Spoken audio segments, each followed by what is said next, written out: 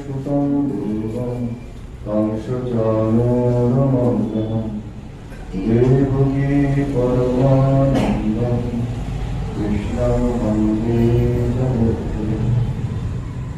আমরা শ্রীমদ্ ভগবদ গীতা আলোচনা করছিলাম। তার গীতা যে শাস্ত্র, যেটাকে মোক্ষ শাস্ত্র বলি, সেটাকে সমন্বয় শাস্ত্র আমরা নাম দিয়েছি। কিন্তু গীতার রচনাকাল নিয়ে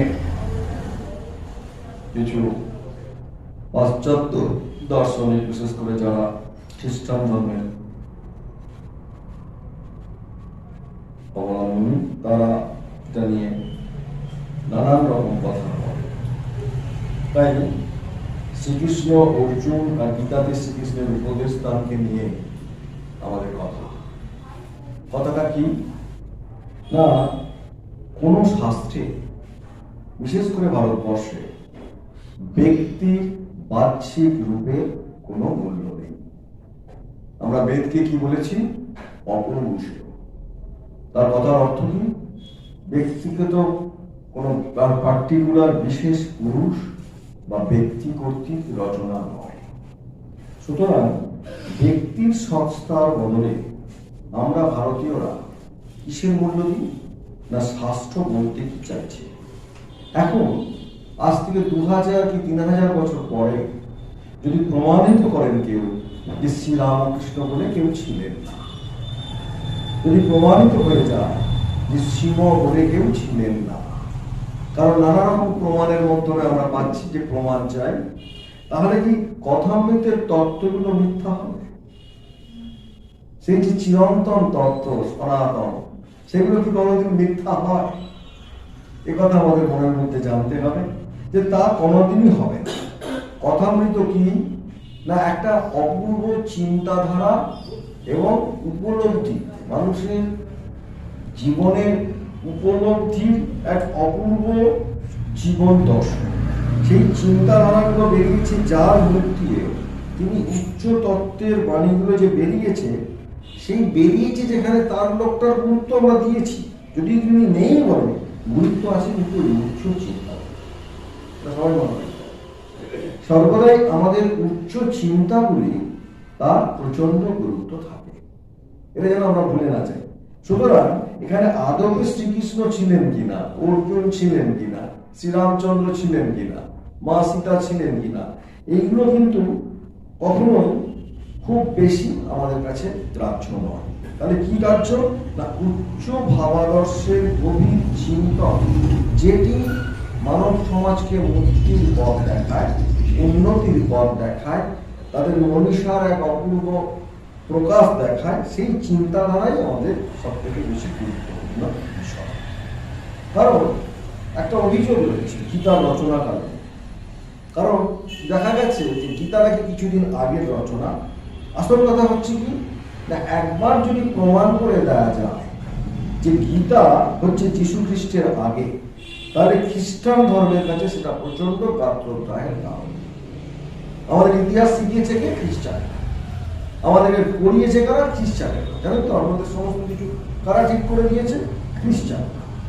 সুতরাং সেই যে ব্রিটিশরা ছিল রাজা, আর ভারতীয়রা ছিল তার গোলাম। সুতরাং রাজা যদি গোলামদের চিন্তাধারা থেকে অনেক নিম্নতম, অনেক উন্নত নয়, তখন সেই রাজা এটা কিছুতেই মানতে চাইবে না। রাজার সমান যেন কেউ না। সুতরাং গীতা যদি 50 বছর আগে বলে প্রমাণিত হয়ে যায়, তাহলে খ্রিস্টানদের কোনো দাম থাকবে না। খ্রিস্টানদের যদি 50 বছর আগে, সেই জন্য খোলাখুলি বলছে ভারতে যে বেদ, উপনিষদ, রামায়ণ, মহাভারত এগুলো যে রচিত হয়েছিল, আমাদের পূর্বজরা অত্যন্ত জঙ্গলি ছিল, বর্বর ছিল। এখন ওই সব দিয়েই বোঝা যাচ্ছে যে আমরা ওদের থেকে অনেক বেশি সভ্য ছিলাম, আমরা মানুষ ছিলাম, আমরা অনেক উন্নত ছিলাম। এই চিন্তাধারাগুলি বলে দিচ্ছে, যতই তারা প্রমাণ করার চেষ্টা করে, তাই না? সুতরাং গীতার এই কাল সম্বন্ধে শঙ্করাচার্য খুব সুন্দর কথা বলছে। কি বলছেন? যে শ্রীকৃষ্ণ যুদ্ধক্ষেত্রে অর্জুনকে যে উপদেশ দিয়েছিল, সেই উপদেশগুলোকে বাছাই করে কটা শ্লোক? 700 শ্লোকের মধ্যে এটাকে নিবদ্ধ করেছে। তাই কোনো কোনো বইকাতে বলছেন যে ব্যাসদেব এইরকম বলেছিলেন বলে যেটা বলছেন যে সেটাই গীতার শ্লোক, তার মানে একদিকে বলা হচ্ছে গীতা হচ্ছে ব্যাসদেবের চিন্তা প্রসূত, কেননা ব্যাসদেব এটা রচনা করেছিলেন। আবার অন্যদিকে বলা যায় গীতা হচ্ছে ভগবানের কথা। দুটি হয়, শ্রীমদ দেখেছে কিন্তু সে লিখে গেছে। শ্রীরামকৃষ্ণ কি বলেছেন তাই লিখেছে, কথা বলতে পাতায় পাতায় সহাস্যে শ্রীরামকৃষ্ণ রয়েছে। এবার এটা শ্রীমদ রচনা না এটা ঠাকুর শ্রীরামকৃষ্ণের রচনা, কার কথা? এটা যদি প্রমাণ ওঠে, প্রমাণ মানুষের মধ্যে ওঠে, তাই বলছেন ভগবানের কথা। কারণ ভগবান যা অর্জুনকে বলেছিলেন সেই জিনিসটাই ব্যাসদেব সাজিয়ে গুছিয়ে ছন্দবদ্ধ করে তিনি সাজিয়ে দিয়েছিলেন। তার মানে নয় শ্রীকৃষ্ণ হয়তো 5 মিনিট কি 10 মিনিট, খুব বেশি হলে হয়তো কত না আধ ঘন্টা বলেছে। যুদ্ধক্ষেত্রে তো ঘন্টার পর ঘন্টা শ্লোক বলছে, এটা তো হতে পারে না। সবাই মারবে বলে ওকে মারবে বলে দাঁড়িয়ে আছে, আর সেখানে ঘন্টার পর ঘন্টা শ্লোক চলছে, এটা কোনো ইমপ্র্যাকটিক্যাল, তাই না? সুতরাং ব্যাসদেব অর্জুনকে বলা হয়েছিল যে 700 শ্লোকে তিনি লিপিবদ্ধ করে দিলেন। এই ঘটনাটা আমাদের মনে হয়। তারপর কি হলো, দুই দেশের বিদেশ সচিবের সঙ্গে যখন আলোচনা করা হচ্ছে, সরকার থেকে 2 কি 3টে কথা বলে দেওয়া। বিদেশ সচিবরা হচ্ছে দেখবেন প্রধানমন্ত্রী এলেন, কিন্তু কথা হচ্ছে কাদের? যখন চুক্তি হচ্ছে সচিবদের সঙ্গে, চুক্তি কাদের মধ্যে হচ্ছে আপনারা ভালো করে লক্ষ্য করবেন। যখনই আমাদের প্রধানমন্ত্রী বা কেউ সফর করছে, ভারতের বিদেশ সচিবকে বলে দেওয়া হলো পাকিস্তানের মন্ত্রী হচ্ছে যে সন্ত্রাসবাদীদের সামনে নিয়ে আসবে, কাশ্মীরের ব্যাপারটা উঠতে দেবে না, আর যেটা বলবে মিষ্টি করে বলবে, ঠিক আছে? এর বেশি কিছু বলবে না, বাকিটা হচ্ছে বিদেশ মন্ত্রীর কাজ। এখন বিদেশ মন্ত্রী যা কিছু বলবে, যা কিছু সই করবে, সেটাই ভারত সরকারের বক্তব্য হয়। তাহলে এখন বিদেশ মন্ত্রী যদি এর বাইরে গিয়ে নিজে থেকে কিছু উল্টো পাল্টা কথা বলে থাকে, তাহলে সেটা একদিক দিয়ে এলে বিদেশ মন্ত্রীর কথা, আবার অন্যদিক দিয়ে ভারত সরকারের কথা হবে।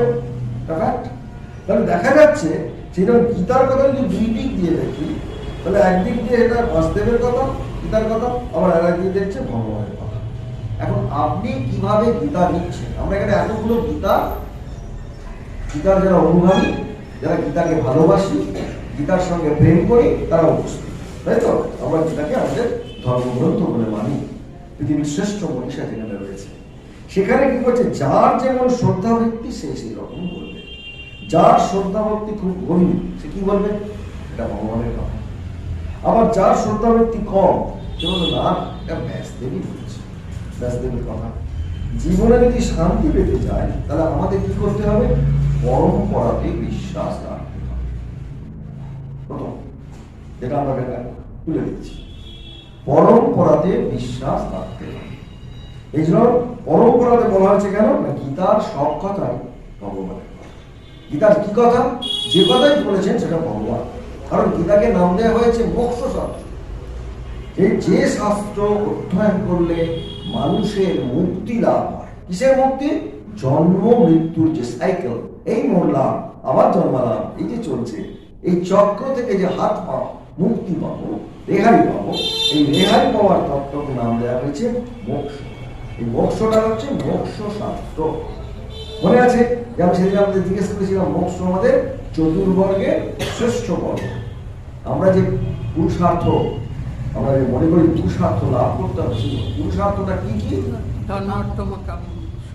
ধর্ম, অর্থ। আমরা ধর্ম উপার্জন করবো, অর্থ। ধর্ম যখন আমরা করবো মানে কি? নৈতিকতা। ধর্ম মানে আধ্যাত্মিকতা।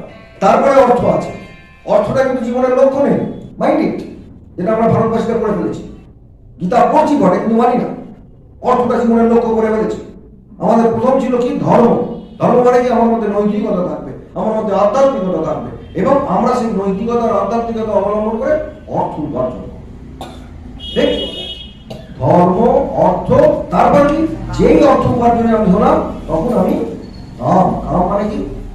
বুঝতে পারছেন? চতুরাশ্রমের প্রথম হচ্ছে ব্রহ্মচর্য, তারপর গাহস্থ, তারপর বানপ্রস্থ, তারপর সন্ন্যাস। আমরা কেউ জানি না আমরা সন্ন্যাসী নয়, আপনারা সন্ন্যাসী। আরে বাবা, এ তো ভারতবর্ষের মাটিতে জন্মেছ, সন্ন্যাস তোমাকে নিতেই হবে। তুমি যতই গৃহস্থ হও, নইলে তোমার ছেলে পুলে তোমাকে বৃদ্ধাশ্রমে পাঠিয়ে বানপ্রস্থ করাবে, তারপর তোমার সন্ন্যাস হবে। তুমি যতই মনে করো আমি নেবো না, এই ভারতবর্ষের মাটি তোমাকে সন্ন্যাস নিয়েই চাপবে। এটা হচ্ছে ভারতবর্ষ। এটা থেকে যতই আমরা পাশ্চাত্যের ওই অন্য অনুকরণ করে শিয়াল ছাড়ার চেষ্টা করি কেন, কখনোই আমরা পারবো না এই সন্ন্যাসের বিরুদ্ধে যেতে। এটা মাথায় রাখবেন প্রত্যেকে আমরা কি করছি না, গৃহস্থ আশ্রমে আমরা ফেল করতে চাইছি। গৃহস্থ আশ্রমে আমরা ফেল করবো না বলে গীতা পড়া। গীতা আমরা কেন করছি? গৃহস্থ আশ্রমে আমরা ফেল করতে আসিনি। তারপর আছে বানপ্রস্থ, তারপর আছে সন্ন্যাস। এটা আমাদের এখনো আছে। আমরা পাশ্চাত্য সংস্কৃতির অনুকরণ করে ওটাকে ধুয়ে দিতে চাইছি। ধুতে পাচ্ছি? কোনোদিন পাচ্ছি না। আমাকে বানপ্রস্থে আমার ছেলে মিলে পাঠাচ্ছে না। পাচ্ছি আমি গাঁও জীবনে থাকতে? কোনোদিন পাচ্ছি না। কেন পাচ্ছি না? না আমরা সেটা লক্ষ্য করি। তাই তিনি বলছেন যে যদি আমরা জীবনে এগুলোকে পালন করি তাহলে মানুষ এই থেকে মুক্তি পেয়ে যাবে। কেন সন্ন্যাস?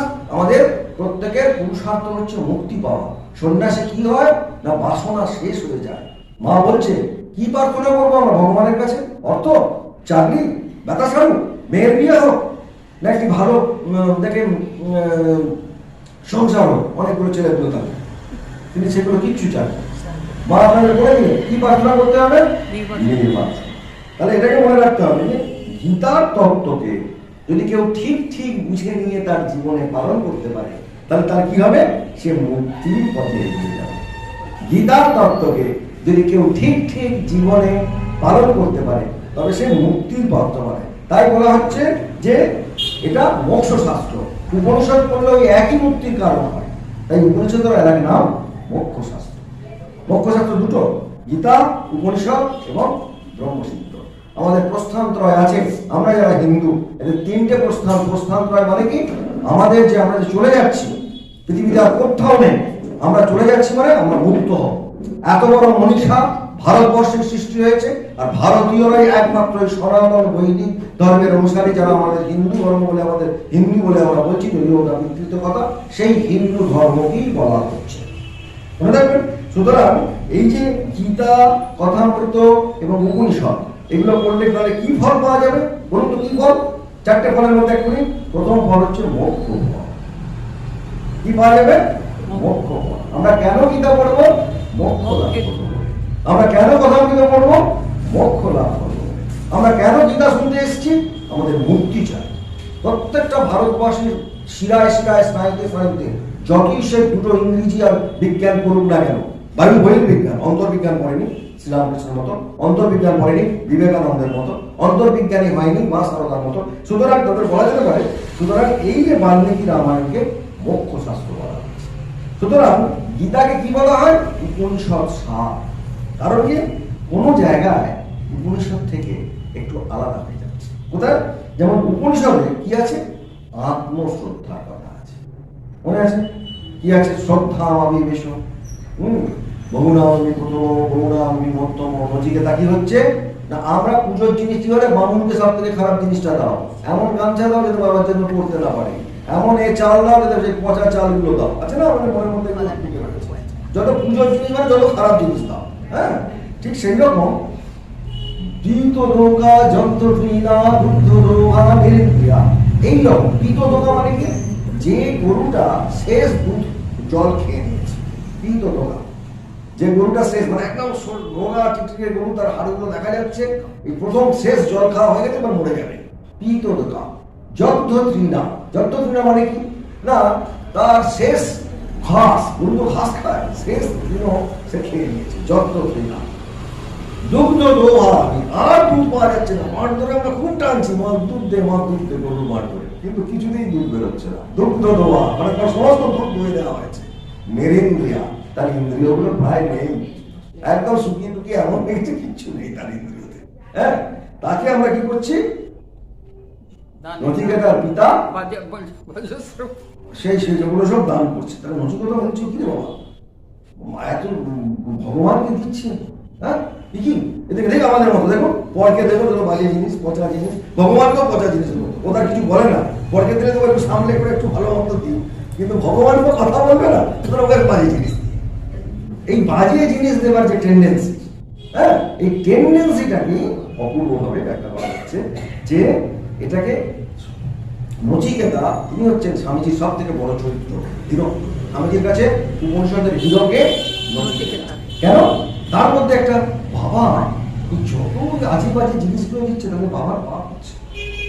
তাহলে শ্রদ্ধা বা শ্রদ্ধা এলো না, তার কি হলো, তার মধ্যে একটা শ্রদ্ধা তৈরি হলো, বাবা আমার নিজের বাবা এই যে এত পাপ কাজ করছে দেখো, তার সব আছে, ভালো ভালো গরুগুলো সব রেখে দিয়েছে, আর যত পচা গরুগুলো নিচ্ছে এগুলো দিচ্ছে। তাই বাবার কাছে গিয়ে যখন যজ্ঞ করছে বাবাকে ডিস্টার্ব করছে, ও আমাকে কাকে দিলে, আমাকে কাকে দিলে, একবার দুবার এরকম করেছে, তখন বাবা জুড়ে যাও দেখো, তখন আমার কাকে দিল, তখন যা তুমি জমে পাই, জমে পাই। তো মা বলে মর মর মর, তোর দেয় না কেন? মা যখন খুব বিরক্ত হচ্ছে, কাজ করছে, মার কাছে গিয়ে বলে মরিস না কেন, বলে দেন, মারেই বলে দিচ্ছে। মা কিন্তু চায় না ছেলে মন, বাবা কি চাইছে ছেলে মন, তোকে জমের কাছে দিলাম। কিন্তু কাকে বলেছে? অপূর্ব একটি শ্রদ্ধা আমার বাবা আমাকে কেন দিল, আমি তো বহুরাম, আমি তো খারাপ নই, আমি তো বাবার ভালো ছেলে, হয়তো প্রথম নই, ফার্স্ট প্রথম হয় না, কিন্তু লাস্ট তো হয় না, ফেল তো করি না, আমি তো বহুরাম, বহুরাম মধ্যম, আমি তো মধ্যম, বাবা আমাকে কেন দিল? এই হচ্ছে শ্রদ্ধা। সুতরাং বাবা আমাকে যোগের কাছে যখন পাঠিয়েছে, তারা আমাকে যোগের কাছে যেতে হবে। দেখুন সত্যনিষ্ঠা আমাদের সবাইকে শেখাচ্ছে। একবার মুখ থেকে বেরিয়ে গেছে, বাবা কিন্তু আর ছাড়ছে না, বাবা আমাকে জমার কাছে পাঠিয়ে জমার কাছে চলে যাবো। কি অপূর্ব! যদি আমার কর্মপরিষদ আলোচনা আসে, মানে পড়লে পুরো আপনি আপনার জীবনটাকে পুরো ফোকাস করতে পারবেন।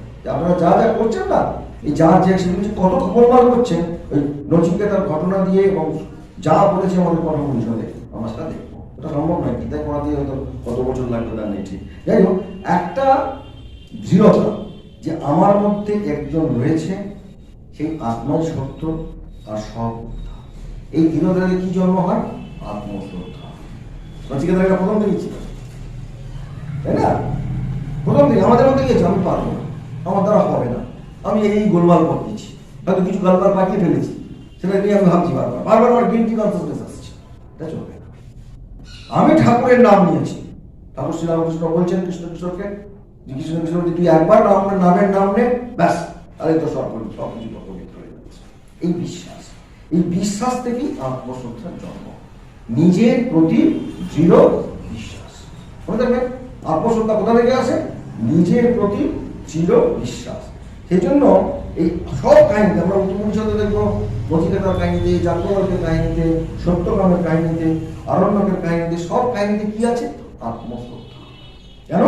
এটা বেশি করে নিজের উপর বিশ্বাসটা হচ্ছে একমাত্র সম্ভব।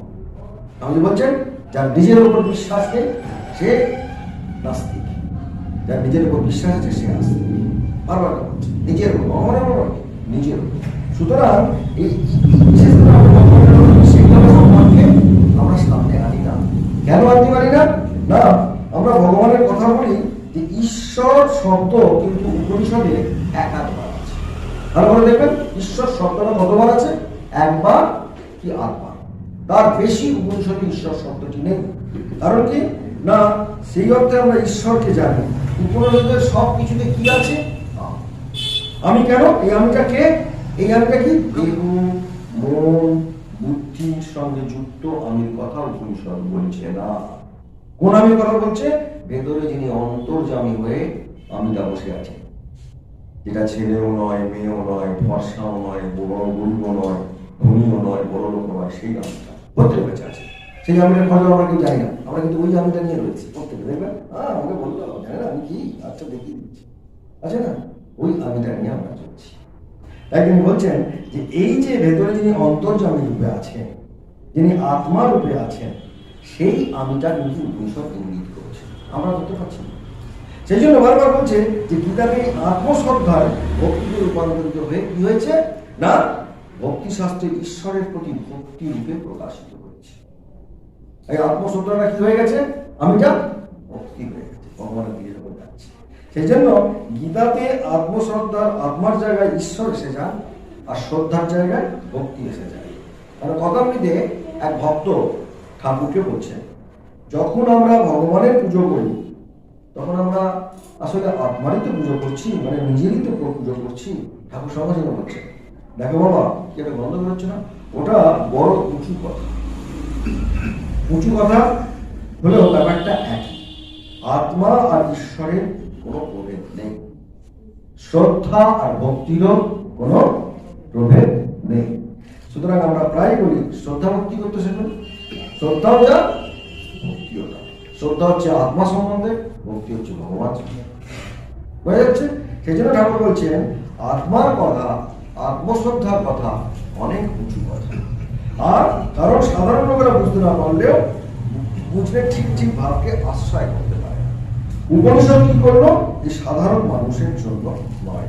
উপনিষদের তত্ত্বকে ধারণা করতে গেলে যে মনের অধিকারী হতে হবে সেই মনটা আমাদের এখনো তৈরি হয়নি। উপনিষদের তত্ত্বকে যদি আমি ধারণা করতে যাই, যে মনের, সেই মনটাকে আমাদের এখনো তৈরি হয়নি। গীতা কি করেছে? উপনিষদ যেটা পারেনি গীতা করেছে। গীতা কি করলো? সকলের জন্য পথের ব্যবস্থা। এই যে আমরা সবাই যে যেখানে থাকবো সেই পথের ব্যবস্থা করার জন্য এসেছে। আপনাদের সবার জন্য গীতা হচ্ছে একটি আইডিয়াল গ্রন্থ। কারণ কি না, গীতা আমাকে কি করতে হবে বলে দিচ্ছে। ঈশ্বরকে ভক্তি করতে হবে, ঈশ্বরকে এই জগৎ চালানোর জন্য একটি অমানবীয় শক্তির অধিকারী একজন আছেন। আচ্ছা বুঝলাম, ঈশ্বর হচ্ছেন সর্বশক্তিমান, ঠিক আছে, তা আমাকে করতে হবে। তখন গীতা বলছে ভক্তি করতে হবে। গীতায় কিন্তু ভক্তি কথা বলছে, ভক্তি কথা আছে। সেখানে হচ্ছে কিভাবে করবো? পত্রং পুষ্পং ফলং তোয়ং বলে দিয়েছে। কি দিয়ে ভক্তি করবো? পত্র, পুষ্প, ফল, জল সব, অর্থাৎ ফুল, ফল, জল দিয়ে আমরা তাকে আত্মনিবেদন করবো। এবং এটা হচ্ছে সাধারণ মানুষের সহজ পথ। এখানে কিন্তু আত্মার কথা নেই, কারণ আমরা তো জানি না আত্মা। তাই গীতা আমাদের কিন্তু সোজা করে দিয়েছে। গীতা কি করলো? কেন গীতা করবো বুঝতে পারছেন? গীতা কিন্তু আমাকে ওই উপনিষদ থেকে আরো সুন্দর করে আমাকে বুঝিয়ে দিল। তাই বলছেন যে এইটা হচ্ছে সাধারণ মানুষের সহজ পথ। সুতরাং এইটাই হচ্ছে উপনিষদ থেকে গীতার বড় পরিবর্তন। উপনিষদ থেকে কি পরিবর্তন? আত্মশ্রদ্ধা থেকে ঈশ্বর ভক্তি। বুঝতে পারছেন? উপনিষদের সার রয়েছে, গীতাতে রয়েছে। আত্মশ্রদ্ধা থেকে কিসের দাম? আমরা ঈশ্বর ভক্তি।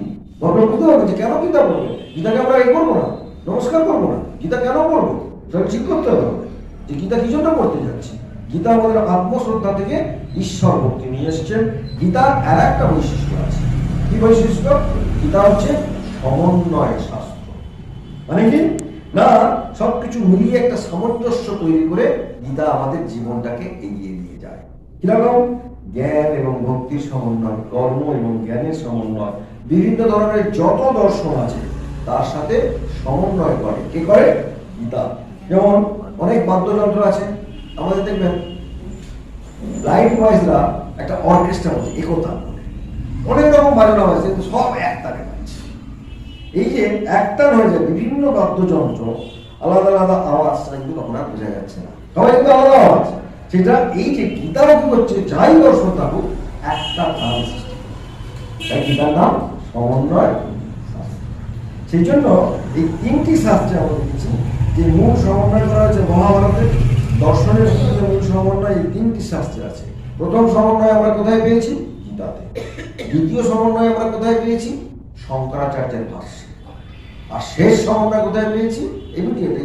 ইদানিং পেয়েছি। কোথায়? এত সমন্বয় গ্রন্থ আর পৃথিবীতে নেই।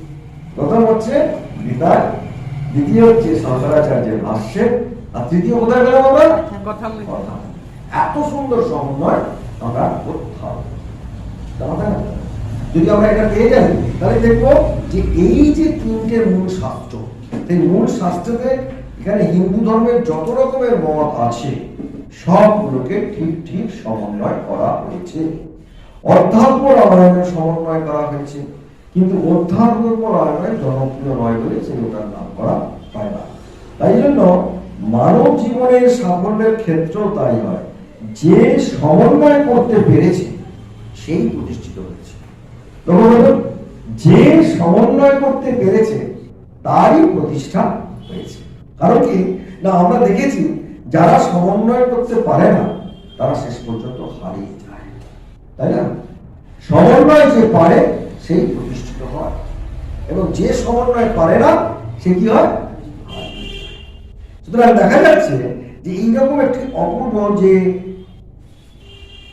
যারা বলছে আমি ঠিক বলছি, আমার ধর্ম ঠিক বলছে, তারা কিন্তু সময়ের জাঁতাকলে, জগতের জাঁতাকলে তারা পিছিয়ে যায়। তাই জন্য গীতা আমাদের এই সমন্বয় করার জন্য আমাদের হিন্দু ধর্ম দুটি মার্গের নির্দেশ দিয়েছে। কি কি মার্গ? আগের দিন আমি আলোচনা করি, কারণ মনে আছে এটা শঙ্করাচার্যের, এটা কিন্তু সব শঙ্করাচার্যের এতে রয়েছে। উপদঘাত ভাষ্য। যা বলছি আমি বাংলায় আপনাদের সব ভাষ্যের কথা বলছি, যে দুটো মার্গ রয়েছে আমাদের। কি কি দুটো মার্গ? না, একটা হচ্ছে প্রবৃত্তি মার্গ, আর একটা নিবৃত্তি মার্গ। এবং ধর্ম যখন পূর্ণ ধর্ম হয়, তখন যারা সংসারে থাকতে চাইছে আর তার জন্য শিক্ষা থাকবে, আবার যারা সংসার ত্যাগ করে পুরোপুরি বৈরাগ্যের পথ বেছে নিয়েছে তার জন্য প্রয়োজনীয় শিক্ষার কথা থাকবে। গীতাতে পরিষ্কারভাবে দুটো মার্গের কথা আছে। আমরা সবাই প্রবৃত্তি মার্গ, যতক্ষণ না জ্ঞান হচ্ছে, এমনকি আমরা সন্ন্যাসীরাও প্রবৃত্তি মার্গ। কেন না, আমরাও সে একটি বড় সংসারে গিয়ে কাজ করছি, প্রবৃত্তি মার্গে যাবো। প্রবৃত্তি আছে। আজকে এখানে পাঠ নিতে এসেছি, আপনারা পাঠ শুনবেন, আপনারা পাঠ শুনবেন, আমি পাঠ করবো, এটা প্রবৃত্তি, নিবৃত্তি নয়, এই প্রবৃত্তি মার্গ। আর প্রবৃত্তি মার্গ গীতাতে পরিষ্কার দুটো সার তত্ত্ব, একটাতে কি আছে না আত্মা আছে।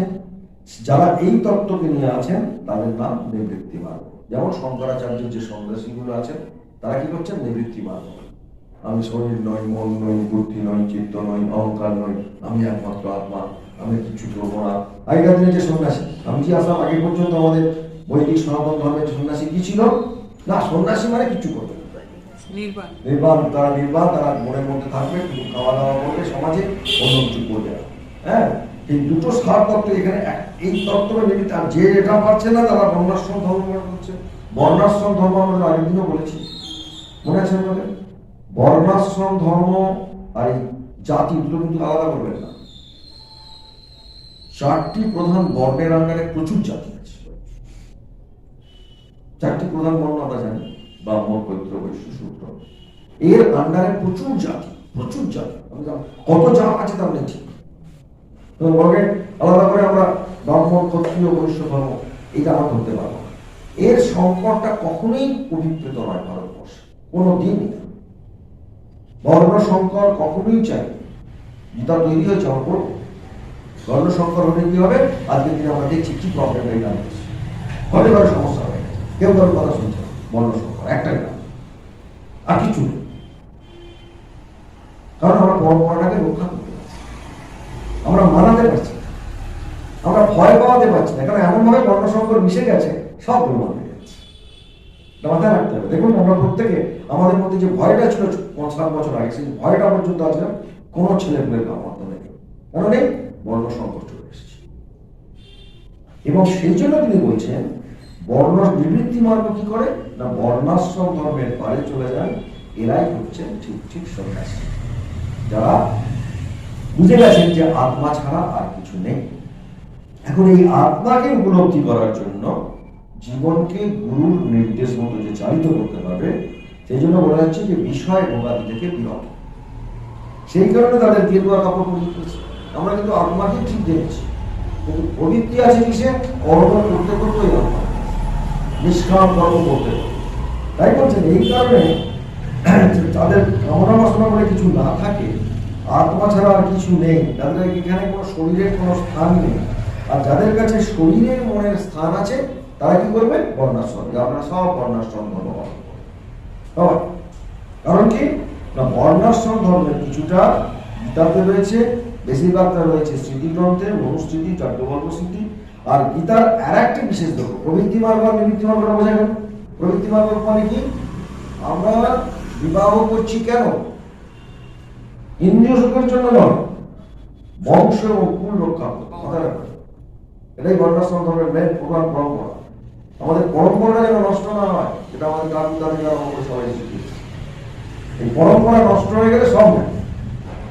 তুলস্ক্ষয় বলে আমরা পরে করবো, অর্জুন সেই তুলস্ক্ষয়ের কথা বলেছে। সেই তুলস্ক্ষয় করার জন্য অর্জুন ছেড়ে দিতে চেয়েছে, কারণ না করবো। গীতা আমাকে সব শিখিয়েছে যে আমাদের এই গোলমালগুলো কেন হচ্ছে। মহারাজ ছেলেটা কথা শোনে, আরে কেন কথা শোনে না? বুঝতে পারছেন না? আপনি ভুলে আপনি ছেলেটা কথা শুনছে না কেন? পরম্পরাটাকে আপনি নেননি। সেই জন্য বলছেন গীতার আর একটা বিরাট বৈশিষ্ট্য আছে। কি বৈশিষ্ট্য না, জিনিসটা ছোট্ট আকারে বলা আছে, বৃহৎ আকারে বলা আছে। যেমন অর্জুন ভগবানকে বলছেন বর্ণাশ্রম ধর্ম অনুসারে জীবনকে পরিচালিত করতে। আবার অন্যদিকে আবার একটা বলছেন যে কি এই বিশাল বিশ্ব ব্রহ্মাণ্ড একটি মহাজাগতিক ধর্ম অনুসারে চলছে। একবার হলো বর্ণাশ্রম ধর্ম চলছে, আবার আমাদের এই জগৎ চলছে একটি বিশাল মহাজাগতিক শক্তি। আমরা মানি না অনেক সময়, মানে আমরা নিজে নিজের যন্ত্রণাটাকে নিয়ে আমরা ফোকাস করি, দেখবেন মানছি না, আমরা মহাজাগতিক এটা মানতে চাইছি না। তাই তিনি বলছেন যে এইটা মনে রাখতে হবে যে প্রত্যেক জীবনে একটা ধর্মের উপর ভিত্তি করে চলছে, ঠিক তেমনি জগৎটাও একটা ধর্মের ভিত্তিতে চলছে। আবার এক জায়গায় ভগবান মানুষের জন্ম মৃত্যুর আলোচনা করতে গিয়ে বলেছেন যে জগতের সৃষ্টি দিয়ে প্রলয় চক্রকে নিয়ে আলোচনা করেছেন, মানে ছোটতে আছে সেইটাই, আবার বৃহৎ আছে সেইটাই, যেটা স্বামীজি এক্সপিরিয়েন্স করেছিলেন মাত্রকর্ষণ মনে করে। এটা কিন্তু গীতায় আছে, আমরা মানতে চাই না, এটা মুশকিল। মুখে বলছি স্বামীজি বলেছেন, যেমন মুখে আমার বক্তৃতা দিয়ে যাচ্ছি, কিন্তু ম্যাক্রোকজম এবং মাইক্রোকজম আমরা একটু কসমিক উইল মরা করছে না। একটা কসমিক উইল আছে, সেই কসমিক উইলের কাছে আপনাকে সারেন্ডার করতে হবে। সারেন্ডার করলেই দেখবেন আপনার মানটা যখন মিলে যাচ্ছে, ধীরে ধীরে আপনার প্রবলেম সলভ হচ্ছে। সেই জন্য কলিযুগে প্রার্থনা, কলিযুগে কি আছে? প্রার্থনা, ভগবানের দিকে চোখ চেয়ে। জব ধ্যান হবে না, ঘুমোবে আর বাজে কথা চিন্তা করবে, একদম জব ধ্যান হবে না। আপনার চোখ চেয়ে প্রার্থনা করবেন, এটাই গীতা শেখাচ্ছে। প্রার্থনা করতে হবে, প্রেয়ার। কলিযুগে কি আছে? প্রেয়ার। আমরা খুব জব করছি, খুব জব করছি, অন্য অন্য ওই করলো, ও সেই করলো, দেখবেন বেরিয়ে গিয়ে শুরু হয়ে গেল। হ্যাঁ, আমরা নিজেকে কিছুতেই সামলাতে পারছি না। সুতরাং প্রার্থনা ফার্স্ট। আমরা যদি প্রার্থনা করি কাশ্মীর দিনের সাথে, যার আপনি মনে করছেন যে ভালোভাবে হবে, 1 মাস 2 মাস 3 মাস আপনি যদি সিনসিয়ার প্রেয়ার করেন। আমাদের পূজনীয় ভজনানন্দজি, আমি আমাদের ভাইস প্রেসিডেন্ট মহারাজ দীক্ষা দেন, আমি এখন ওকে পাইনি, আদেশ পাইনি ঠাকুরের থেকে, তাই উনি এখন দীক্ষা দিচ্ছেন। আপনার নিশ্চয়ই জানেন, অপূর্ব মানুষ। তিনি আমাকে বলছিলেন যে তুমি প্রার্থনার এত শক্তি তোমরা ভাবতে পারবে না। আপনার যখন সমস্যা হচ্ছে কি করতে হবে? মানুষকে ধরবেন না, সোজা গিয়ে প্রার্থনা করবেন। কারণ এই কসমিক উইল যেটা রয়েছে, একটু আগে বললাম মহাজাগতিক নিয়ম, ওই নিয়মটাকে ভাঙবে গিয়ে আপনার ইন্ডিভিজুয়ালি উনি ভাঙবেন, ম্যাক্রোকজম ভাঙবে। সুতরাং আপনি প্রার্থনা করে ও সোনার সঙ্গে টিউনিং করবেন, এই বিশ্বাসটা আপনার নেই। আপনি মানুষ হচ্ছে কিন্তু ম্যানেজ করতে পারেন, এর কাছে টক্কর খাচ্ছেন, ওর কাছে টক্কর খাচ্ছেন, ম্যানেজ আর হচ্ছে না। হ্যাঁ, আমরা ম্যানেজ করতে যাচ্ছি, কিন্তু প্রার্থনা করলে আর কোনো অসুবিধা নেই। এইটাই গীতাতে বারবার বলতে হচ্ছে যে ক্ষুদ্র অনুভূতি যেটা রয়েছে, বৃহৎ অনুভূতিও রয়েছে। আপনার যখন মনে হচ্ছে মাইক্রোকজম, আপনি মাইক্রোকজম, ম্যাক্রোকজম মনে হচ্ছে বড়, মায়েরও সেই মনে হবে যদি আপনি টিউনিং করেন।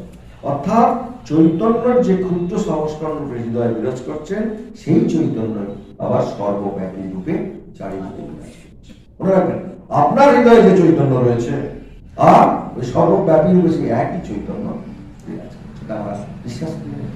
সেই জন্য কি হচ্ছে, জীবাত্মার সঙ্গে পরমাত্মা বা ব্রহ্মের কথা বলা হচ্ছে গীতাতে। এই সমস্ত কিছু নিয়ে আলোচনা, যদি আমরা গীতা পাঠ চালিয়ে যেতে পারি, তাহলে আপনারা দেখবেন যে গীতা নিয়ে আমরা কি সুন্দর সুন্দর জীবনের আপনি উত্তরগুলো পেয়ে গেছেন। কেন হলো না, কি জন্য পারলাম না, কি হলো, সব উত্তরগুলো গীতা আপনাকে দিয়ে দিচ্ছে। গীতা কারণে বুঝতে পারছে না। এই বলছেন গীতা হচ্ছে ব্যবহারিক দর্শন, একটা প্র্যাকটিক্যাল ফিলোসফির নাম শ্রীমদ্ ভগবত গীতা। কেন কি না, পাশ্চাত্যের যত দর্শন বেশিরভাগ দাঁড়িয়ে আছে অনুমানে, আর বাস্তবিক জীবনের সাথে কোনো সম্পর্ক। দেখবেন পাশ্চাত্যের ম্যাক্সিমাম দর্শনের সঙ্গে বাস্তবতা খুব আছে। কিন্তু গীতা কাকে উপদেশ দেওয়া হচ্ছে? একজন বিষাদ যুক্ত লোক, শোকগ্রস্ত লোক। আমরা সবাই মেনে শোকগ্রস্ত। একটু ভালো করে জিজ্ঞেস করবেন কাউকে, ভয় করে কাঁদবো, মহাদেব চলে যাচ্ছে, কাঁদতে শুরু করবে। সবাই শোক। আমাদের শোক কেন আছে না, আমরা যেটা চেয়েছি সেটা পাইনি, আমার মনে হচ্ছে সব ভুলভাল হচ্ছে, সবাই শোকগ্রস্ত। সেই রকম একটি বিষাদগ্রস্ত লোককে গীতা উপদেশ দেওয়া হয়েছে। তার মানে যার জীবনে দুঃখ কষ্ট আছে তার জন্য গীতা। মানে কি, যার জীবনে দুঃখ কষ্ট আছে সে গীতা পড়ো, গীতা বোঝো, গীতা শোনো। তোমার দুঃখ কষ্ট দূর করবার জন্য গীতা রয়েছে, আর সেই জন্যই গীতা পাঠ। তোমরা শুনতে পাচ্ছ না, তোমার যত দুঃখ কষ্ট আছে এই গীতা দূর করতে পারে, আর কেউ পারে না। আমরা তো আরম্ভই করে নিচ্ছিল, 3টে ক্লাস চলে যাচ্ছে, আমরা পারছি না আরম্ভ করতে। এত সব কথা আসছে গীতা শুনে, যতক্ষণ না সেটা আপনারা বুঝছেন, তাহলে কি ভেতর থেকে আমরা প্ল্যাটফর্মটা তৈরি না করি, তাহলে গীতা যখন গোল ধরতে পারবে না। তাই তিনি বলছেন যে শ্রীকৃষ্ণ কে উপদেশ দিচ্ছেন, তিনি কখন দিচ্ছেন? একজন মহান কর্মবীর, যুদ্ধ সঞ্চালনেও তিনি যথেষ্ট শ্রেষ্ঠ। আবার অন্যদিকে কিরকম তিনি? প্রচন্ড যুদ্ধের মধ্যে প্রশান্ত বরণ, সৌম্য সহাস্য বদন। মানে কোথায় উপদেশ দিচ্ছেন? যুদ্ধ। তাহলে দেখা যাচ্ছে আমাদের প্রত্যেকে যে নিজের নিজের সংসারটা আছে, ছোটখাটো যুদ্ধক্ষেত্র, সকাল থেকে মনে যুদ্ধ শুরু হচ্ছে। আপনার একটু বলা দেখুন, যুদ্ধ কিন্তু বলতে গেলে শুরু হচ্ছে সকাল থেকে, এটা নেই ও নেই, ওকে তুলতে হবে, ও উঠছে না, সব যুদ্ধ। সংসারটা আপনার একটা ছোট ছোট যুদ্ধক্ষেত্র। আর এই যুদ্ধক্ষেত্রে কি হচ্ছে না, কুরুক্ষেত্রের মতো বিশাল যুদ্ধক্ষেত্র মনে হচ্ছে, কিন্তু সেখানে অনবরত ব্রহ্মাস্ত্র থেকে আগ্নেয়াস্ত্র সব ছুটে আসছে, যেখানে দাঁড়িয়ে যদি গীতার উপদেশ পালন করা যেতে পারে, সেই তুলনায় আমাদের সংসার কিন্তু অনেক শান্ত, অত যুদ্ধের ব্যাপার নেই। সুতরাং অর্জুনের তুলনায় আমাদের বিষাদও কম, তাই না? আমরা অত বেশি শোকগ্রস্ত নই। আবার শ্রীকৃষ্ণের মাথায় যে ধরনের বুদ্ধি আছে, যে আমার মাথার বুদ্ধি সেই বুদ্ধি তার কাছে যাবে না, এত বুদ্ধি না। তার মানে কি, গীতাতে সর্বোচ্চ পর্যায়ের জিনিসগুলো আমরা আপনাদের। সুতরাং অর্জুনের অত্যন্ত বিশাল যুদ্ধ থেকে শুরু করে অত যুদ্ধের মধ্যেও শ্রীকৃষ্ণ অত্যন্ত শান্ত ছিলেন। আপনি সংসার যুদ্ধে খুব ঝামেলায় পড়েছেন, শান্ত কি করে থাকবেন? গীতা পড়ব। কৃষ্ণ যদি থাকতে পারে, তার হাতে পুরোটা আছে, কিন্তু পুরো শান্ত, পুরো জানে কি হবে, পুরো শান্ত হয়ে আছে। যে কাউকে যদি গীতা পড়তে দেওয়া হয়, আর সে যদি বলে আমার তো দুঃখের শেষ নেই, আমার গীতা পড়ে পড়া হবে, তখন তাকে বলা হবে গীতা তো তাদের জন্যে যারা দুঃখে নিমজ্জিত আছে, তাদের জন্য গীতা হওয়া, আমি তুমি গীতা পড়ো। কারণ গীতার প্রতি তুমি পড়বে, বুঝবে, তোমার দুঃখ চলে যাবে। তাই গীতার দর্শন ব্যবহারিক জীবনে খুবই বাস্তবসম্মত। গীতার শেষ কথা কি মনে আছে আপনাদের? শেষ কথা, সর্বধর্মান পরিত্যাজ্য মামেকং শরণং ব্রজ অহং তং মোক্ষ পাপেভ্যো মোক্ষ সর্বপাপেভ্যো মোক্ষয়িষ্যামি মা শুচঃ। মানে কি, তুমি বর্ণাশ্রম ধর্ম পালন করো আর নাই করো, যাবতীয় যা কিছু আছে, হয়তো তুমি গোলমাল পাকিয়েছ, এটা গীতা সব থেকে বিউটি। কি বিউটি? তুমি যা কিছু গোলমাল পাকিয়েছ, সেই সমস্ত কিছু ভগবানের চরণে সমর্পণ করো, আত্ম নিবেদন করো, নিজেকে সারেন্ডার করো, শরণাগত হয়ে যাও। শ্রীরামকৃষ্ণ বলছেন শরণাগত হয়ে যাবে, তোমার সমস্যা নেই। তাই তিনি বলছেন সমস্ত কিছু সমর্পণ না করে, শরণাগত না হলে এই জন্ম মৃত্যুর চক্রে তোমাকে ঘুরতেই হবে। আর ঠাকুর শ্রীরামকৃষ্ণ শরণাগতির কি অপূর্ব একটা প্রার্থনা দিয়েছে, আমি এই চাই না, আমি সত্য নিন্দা আছে না, আমাদের মনে আছে প্রধানমন্ত্রী অপূর্ব একটি প্রার্থনা। শরণাগতি আপনি প্র্যাকটিস করুন, গীতা পড়ার আগে এই কথামৃত ভাবনা করতে হবে। গীতা কি, গীতা খুলে খুলে দেখিয়ে দিচ্ছে আমি কি করে শরণাগত হবো। প্রধানমন্ত্রীর একটি অপূর্ব প্রার্থনা রয়েছে। সেই জন্য গীতা কিসের জন্য আর কি সমস্যাকে নিয়ে এসছে গীতা? এই যে প্রথম অধ্যায়, প্রথম পর্বটাকে কি পরিচয় করে দেওয়া হয়েছে? আমাদের সমস্যা। ফার্স্ট চ্যাপ্টার আমরা যখন পড়বো, প্রত্যেকে কিন্তু গীতার সঙ্গে আসবে, এটা কিন্তু ধরতে পারবেন না। গীতা যেন প্রত্যেকের সঙ্গে থাকে। আর আমরা যখন ফার্স্ট চ্যাপ্টার পড়বো, তখন দেখবো যখন ধরতে পারছি না, সেই সমস্যার সমাধান দ্বিতীয় অধ্যায় সূত্রাকারে দেওয়া আছে। সমস্যার সমাধান দ্বিতীয় অধ্যায় থেকে সপ্তদশ অধ্যায় পরের যে 15টা আছে, তার অধ্যায় সমাধানটাকে ব্যাখ্যা করা আছে 3 থেকে 15। আর অষ্টাদশ অধ্যায় কি হচ্ছে? পুরো জিনিসটাকে গুটিয়ে নিয়েছে। গীতার তাহলে 4টে বিভাগ। কি হলো? প্রথম বিভাগ হচ্ছে সমস্যাটাকে জানা। সমস্যাটা কি? কোন চ্যাপ্টারে আছে? প্রথম। আমাদের কোথায় সমস্যা, এবং সুরত আর মোহ থেকে কি করে বেরোবো। অর্জুন কাঁদছে, অর্জুনের হাত কাঁপছে, চোখে জল, এবং সমস্যা থেকে বেরিয়ে আসবেন কি করে, এই শোক মোহ থেকে তিনি বুঝতে পারছেন না। এইটা হচ্ছে গীতার প্রথম অধ্যায় রয়েছে। সমাধানটা তিনি সংক্ষেপে বলে দিচ্ছেন। কোথায় সংক্ষেপে? কোথায় বলছেন? দ্বিতীয় অধ্যায়। পুরো সমাধানটা বলে দিয়েছেন। লাস্টে শীতলপুরের লক্ষণও বলেছেন, বুঝছেন? পুরো সমাধানটা কোথায় বলেছেন? দ্বিতীয় অধ্যায়। এবং তৃতীয় বিভাগে কি করলেন না, তৃতীয় থেকে সপ্তদশ অধ্যায়, 3 থেকে 17টা অধ্যায় তিনি আলোচনা করলেন কি, এক একটা অংশটা নিয়ে ব্যাখ্যা করলেন। যেমন তৃতীয় অধ্যায় কর্মযোগ, আবার পঞ্চদশ অধ্যায় পুরুষোত্তম যোগ, দ্বিতীয় অধ্যায় গুণ সম্পর্কে বলেছিলেন, ত্রৈগুণ্য বিষয়, সেই ত্রৈগুণ্য সেটাকে টেনে নিয়ে সেই গুণ নিয়ে গুণত্রয় বিভাগ যোগ, চতুর্দশ অধ্যায়। এইভাবে তিনি সব ব্যাখ্যা করেছেন। দ্বিতীয় অধ্যায় স্থিতপক্ষের লক্ষ্য করেছে, সেটাকেই আবার ত্রয়োদশ অধ্যায়ে ক্ষেত্র বিভাজন, এইভাবে নানা যা কিছু দ্বিতীয় অধ্যায় আলোচনা করেছে সেটাকে ডিটেলস আলোচনা করেছেন এই 15টা অধ্যায়। মনে রাখবেন, দ্বিতীয় অধ্যায় আমরা কি করেছি, খুব সংক্ষেপে করে গেছি। এবার 3 থেকে 17 অবধি তিনি কি করেন, সংক্ষিপ্ত করে খুব ভালো করে। যারা গীতা পড়তে চান, দোজ হু আর ইন্টারেস্টেড, যে গীতা আমাকে কি করবে, গীতা আমাকে কি দেবে, এরা কিন্তু আমাদের জানতে হবে, তাহলে কিন্তু আমরা এটা জানতে পারবো না। সেই জন্য বলছেন যে প্রথম অধ্যায় তাহলে কি হলো, কি আসছে, খিদে পেয়েছে। খিদে, সমস্যা মানে খিদে, আমরা মাছ খাবো। দ্বিতীয় অধ্যায় কি করলাম, মাছ ধরার জন্য জাল ছড়েছি। হলো, যে জালটা ছড়েছি সেটাকে আরো ছড়িয়ে দিচ্ছি, নামিয়ে আরো দিচ্ছি আমার ছড়া। জালটা 15টা অধ্যায় জালটাকে আমরা ছড়াচ্ছি। শেষকালে দেখলাম আর বেশি মাছ ধরার নেই, তখন কি করলাম, অষ্টাদশ অধ্যায় জালটাকে 4টে হলো। প্রথমে আমার খিদে পেয়েছে, দ্বিতীয় অধ্যায়ে জাল ছড়িয়েছি, জালটাকে ফেলেছি, জালটাকে আবার বড় করেছি কি 3 থেকে 17তে, আর লাস্টে কি করলাম, জালটাকে আস্তে আস্তে সব আগের অধ্যায়। মনে রাখবেন 4টে আমাদের সমস্যা কি কি। নেক্সট দিন কিন্তু আমরা গীতা পড়বো, তুমি জানি না গীতা কেন পড়বো, গীতা কিন্তু মেয়ে করে, গীতা তা করে না। গীতা আমার জীবন দর্শনকে, আমার যন্ত্রণাকে, আমার বেদনাকে, আমার দুঃখকে যে কি করে, সেই দুঃখকে দুঃখকে আমাকে মুক্ত করতে দিয়ে, যে দুঃখকে কি করে আমার দুঃখ দূর হবে সেটা গীতা শেখায়, এবং সেটা শেখানোর জন্য প্রথম অধ্যায় সমস্যা, দ্বিতীয় অধ্যায় সমাধান সূত্রাঙ্গায়, 3 থেকে 17 সেই সমাধানের বিশাল ব্যাখ্যা, আর 18তে সমস্ত সমাধানটাকে দিয়ে দিতে পারে।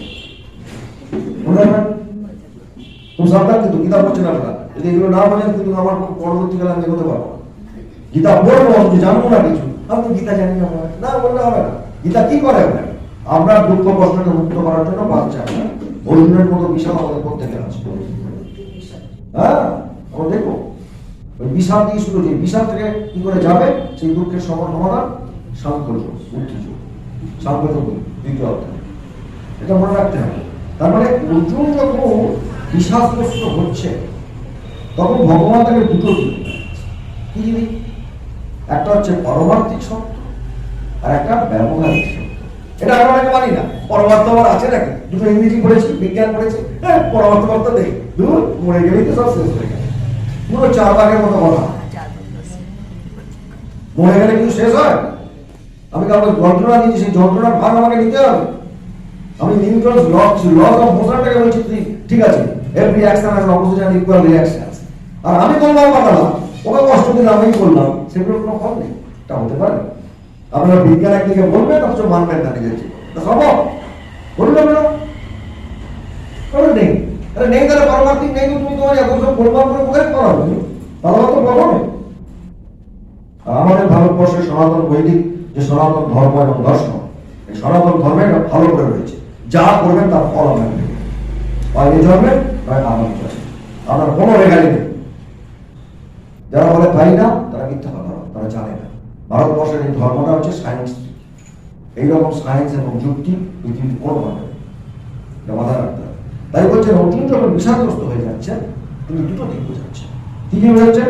একটা হচ্ছে পারমার্থিক সত্য আর একটা ব্যবহারিক জগৎ, দুটো। আমরা ব্যবহারিক জগৎ হয়, ব্যবহারিক জগতে তো আমাদের জীবন নয়, সব থেকে আমাদের অজ্ঞতা কি, ব্যবহারিক জগৎটাকে আমি জীবন বলে মনে নিয়েছি। প্রতিদিন আমি 3খানা ঘরে যাই। কি কি ঘর? জাগ্রত, স্বপ্ন, সুষুপ্তি, তাই তো?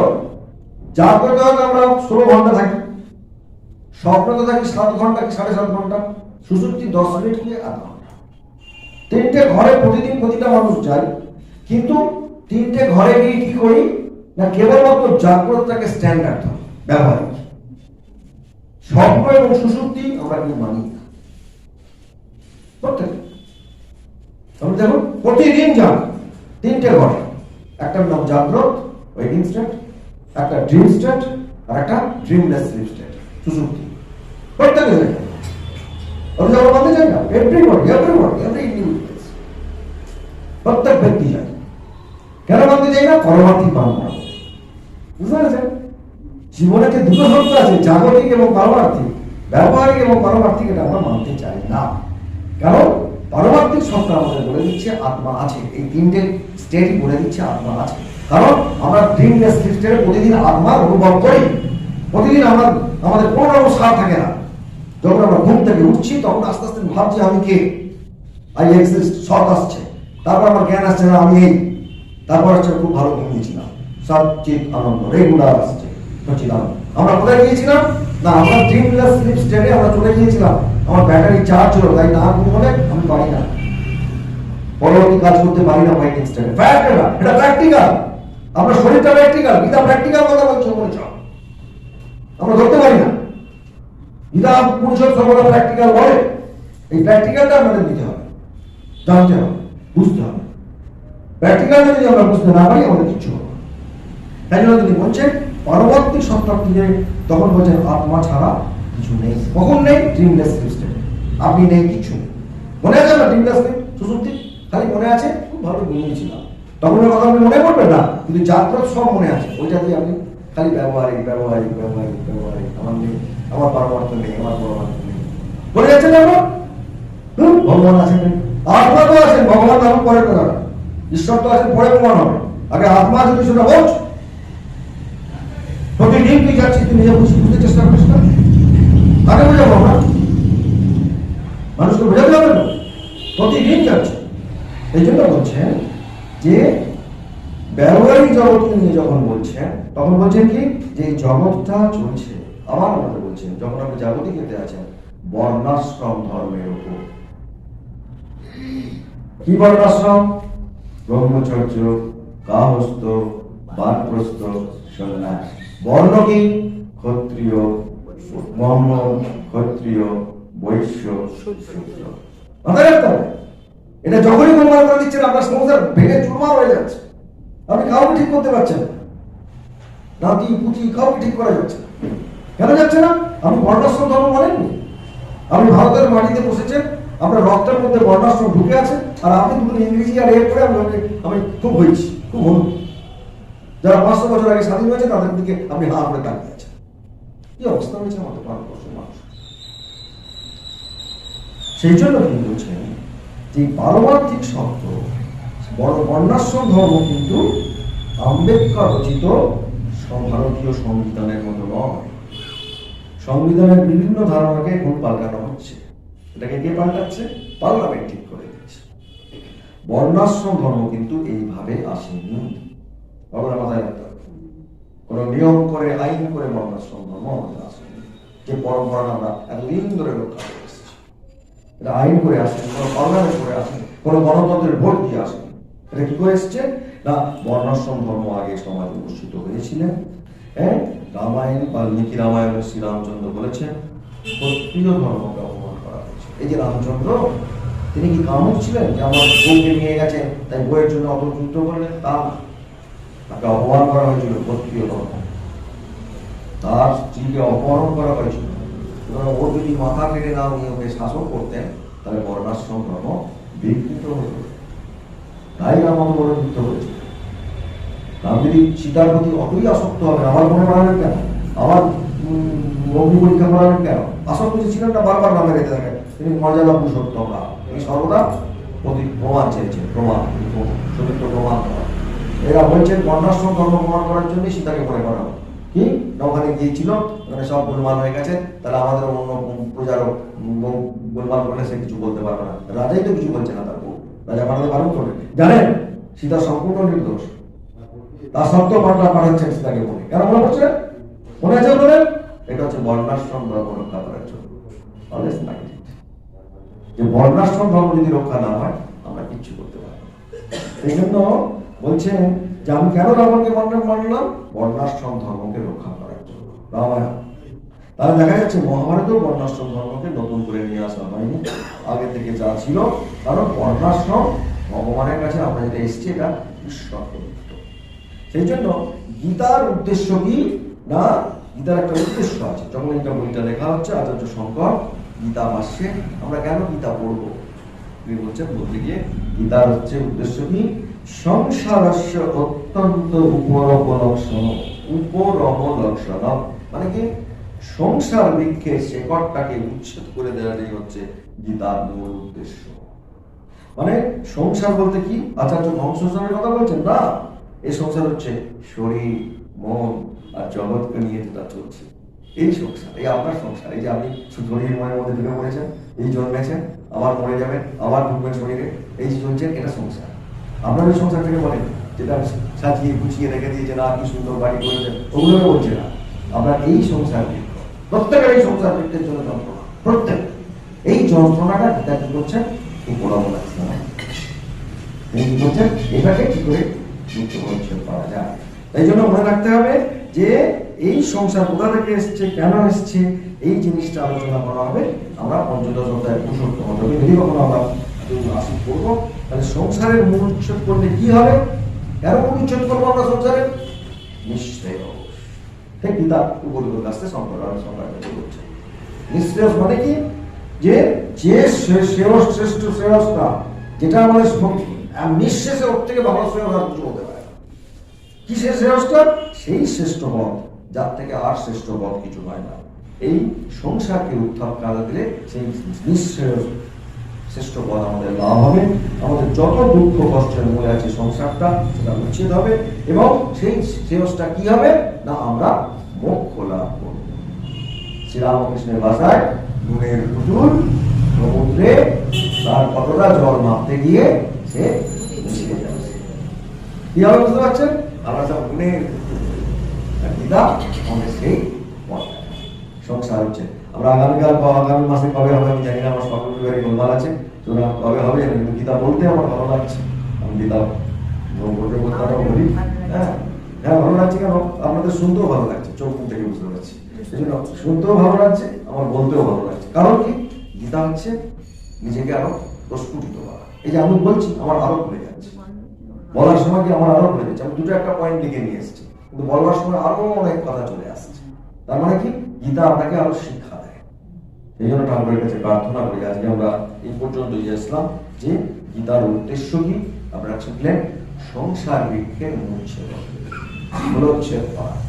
গীতার উদ্দেশ্য কি, সংসার বৃক্ষের মূলোচ্ছেদ, মানে কি মোক্ষ লাভ।